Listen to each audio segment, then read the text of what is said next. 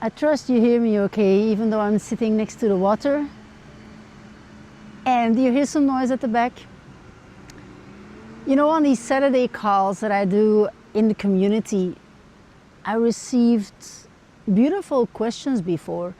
And a question that I'd love to talk to you about today is a question that I received of people, what they need to do with betrayal, and especially in a marriage. So I received the question if I had experienced that in my marriage and how I dealt with that. So to answer that question, no, I didn't experience that in my marriage. Yes, I did experience that after my marriage. And so for me that was something new, and I know that in my family they experienced it as well. So I could see from very nearby how it can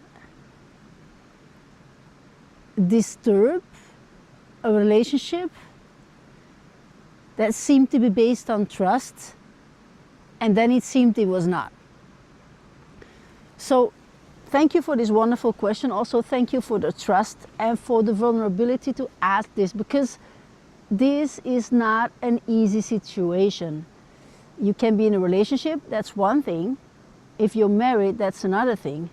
Or you have children and you're married, that is a different story in the sense of, okay, this asks for deeper questions.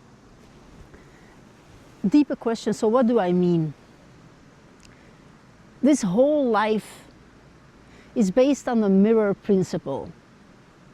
Meaning, what you experience in your life is actually, in a deeper layer, a mirror of how you're treating yourself. So you may love the person deeply, and you find yourself in a position where there's betrayal, meaning they are not faithful to the relationship. So how do you deal with that? So the first thing is it possible to have a conversation about this with your partner? An honest, open conversation with no guards up. Probably that won't be the first conversation that you have about this. It's when you feel safe enough to be vulnerable, to come from a position not to blame and shame, yet just to have responsibility for your own emotions, to own your emotions and to share that just from you towards your partner. No matter if you're a man or a woman. So first, is there openness for a conversation? Then second, when you're going through all the emotion, perhaps you may have suspected it, you may not have suspected it, it comes as a surprise, or with something that you knew already must have been going on. Anyway, it is, when you're in a committed relationship, something that really deteriorates the trust that was building between you two. So first, the questions that you can ask yourself is, what do I feel right now? The second question you can ask yourself is, where do I feel this in my body? Then, when you sit and you just observe, make connection with that. Then you can ask yourself, okay, how do I want to be treated?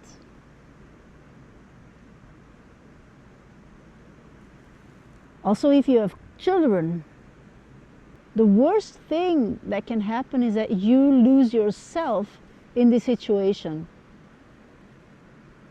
The self-abandonment, the self-rejection, because of the pain, because of the hurts, because of not knowing how to be there for yourself, not knowing how to be there for your inner child.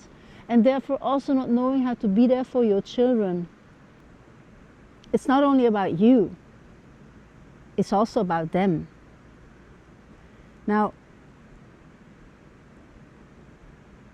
what kind of mom do you, or what kind of dad do you want to be for your children? What kind of partner do you want to be in a committed relationship? What kind of behavior do you tolerate from your partner? Because you see, let me ask you a question. If you're in a situation and life challenges you because of it, especially if you have children, you've got to be extremely conscious how you behave with this. Depending on the age of your children, it's important to have awareness of how you carry these emotions into your parenting with them, into the household with them. Depending on the age, you can have an open and honest talk about it. I don't suggest that is your first step to go. First, you take care of yourself. And the most important question that I can share from my own experience, having been in a marriage that I had to let go of, is what kind of mom do I want to be? What kind of example do I want to be for my children? See, I found myself in a situation where I discovered I wasn't the mom that I wanted to be. I wasn't the partner that I thought I was able to be in committed in married life with children. And I understood that children, they don't listen to you, they copy your behavior. That happens unconsciously.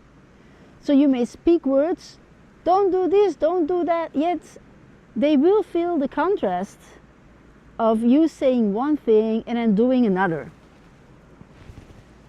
First awareness that I want you to have. So sit with yourself, and for myself I had to understand, okay, good. If I keep putting myself last regards everyone's needs, my own needs last, what am I teaching my children? I'm teaching my children that they have to put their needs last in order to be loved or to receive love. Is that something that I want to give them as an example? Hell no! Once I understood that, I took my time and I decided for myself, okay, how can I show up to myself and then make small choices that resemble that reconnection with my truth again? Some other questions are, is your partner, besides being open to talk about it, being open to set new agreements for the partnership, for your marriage, to create new boundaries, to rebuild that trust, to do everything that's able in their capacity to restore faith and trust? Because can you see, if that's not the intention, where are you seen and where are you hurt in your cry for acceptance, in your cry to be seen and heard? This is a situation that will bring a lot of chaos and at the same time a lot of light. May I ask you a question? Do you think that there may be a layer inside of you where you are in your own life betraying yourself?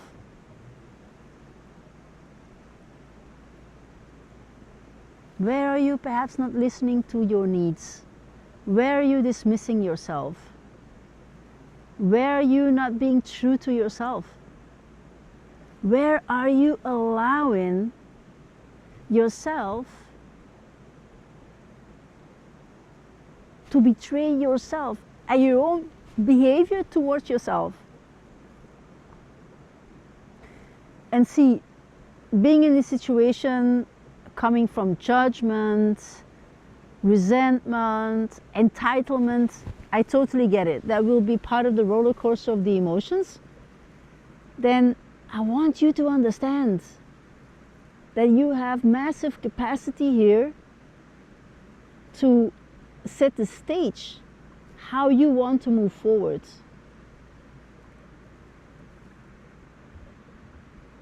And if you have that clarity,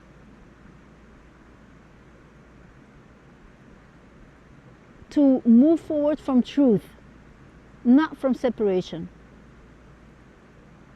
Because can you see that if there's a disbalance in the partnership, that in some kind of way you have maybe contributing to that unconsciously, right? We're all human. We all make mistakes. With moments we're distracted and then we don't show up to what you're actually here for. And it's not to talk well about behavior that is towards trust in a relationship. No, not at all. Can you be honest enough to see, okay, we have been having problems before that were not solved on a level that may have contributed to the best relationship ever.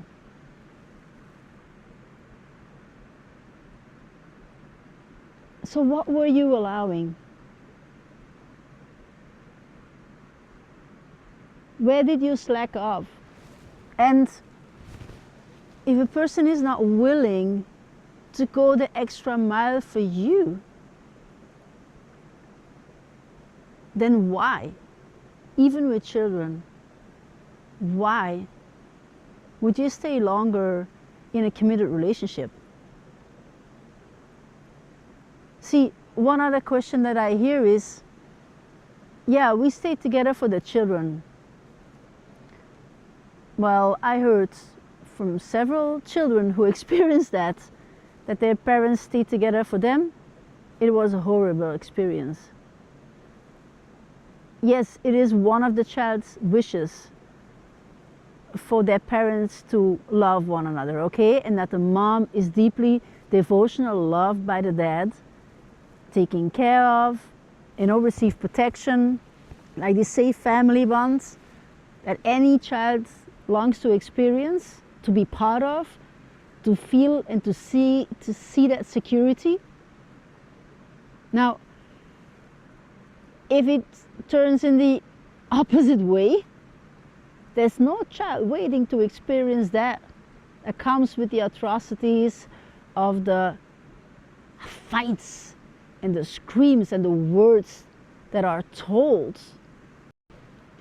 And the energy that comes with that, and the deterioration of trust in oneself, trust in relationships, conditioning that children perceive, receive, make immature decisions about how marriage is, or how a man treats a woman, or how a man is treated by a wife. All of that is responsible of the parents for the children to say, okay, I am tolerating this or I am not.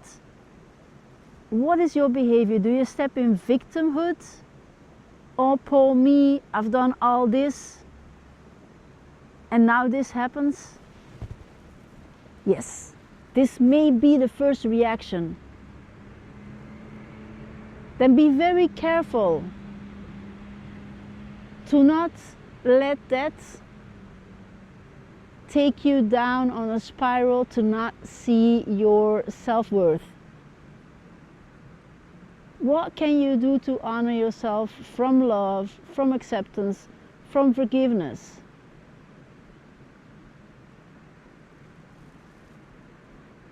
See, if you're going through this and you experience a lot of manipulation,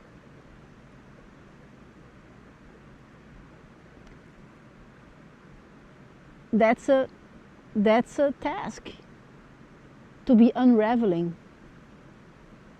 And it can come with a lot of emotions. And the sooner you come clear within yourself what it is that you tolerate, the sooner this manipulation and this betrayal can come to a stop and you honor yourself again. And no matter what needs to happen after that, will happen if the person is aligned to stay with you in a committed relationship. The worst thing that can happen is that you lose yourself in this situation. The self-abandonment, the self-rejection, because of the pain, because of the hurts, because of not knowing how to be there for yourself, not knowing how to be there for your inner child, and therefore also not knowing how to be there for your children. That is a bigger question than the betraying on itself. So if you know that you're looking for answers, then reach out to me. If you know that you're looking for guidance, what to do with your feelings, how you can listen to them, how they can bring clarity, how it is tied to your own limiting beliefs, perceptions about life, about relationships. See, our soul comes to this life, to this world, with contracts. We have lessons to learn. And if you understand those deeper lessons, you can show up to it. You can see the blind spots. You can see the generational patterns that are here for you to be stopped by you, to not carry them further for your lineage. There's so much deeper work that you can do with this that is available to you. And if you want, I am able to help you with this, so you can restore the trust within yourself and to stay connected with the truth inside of you, even though your circumstances and your conditions show you're in chaos. And also, it's always chaos to order.